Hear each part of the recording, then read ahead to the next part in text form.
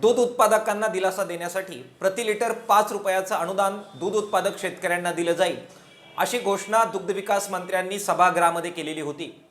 1 जानेवारीपासून जे मस्टर नव्यानं सुरू होतंय त्यामध्ये असं अनुदान मिळेल अशी अपेक्षा आम्ही बाळगून होतो।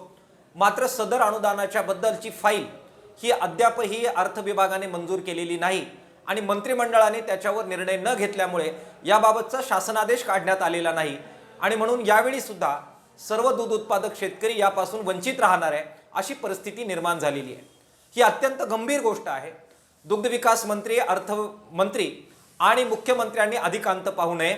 उद्या किंवा परवा जी मंत्रिमंडळाची बैठक होते याच्यामध्ये याबाबत तातडीने निर्णय करावा आणि पूर्वलक्ष्य पद्धतीने मागच्या 1 महिन्यासहित खाजगी आणि सहकारी सर्व दूध संघांना दूध घालणाऱ्या सर्व शेतकऱ्यांना प्रति लिटर 5 रुपयाचं अनुदान तातडीने द्यावं याबाबतची मागणी आम्ही पुन्हा एकदा करतोय।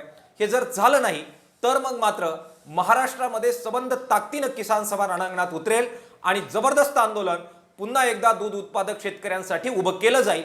यानंतर निर्माण होणाऱ्या परिस्थितीची जबाबदारी अर्थातच राज्य सरकारवर राहील।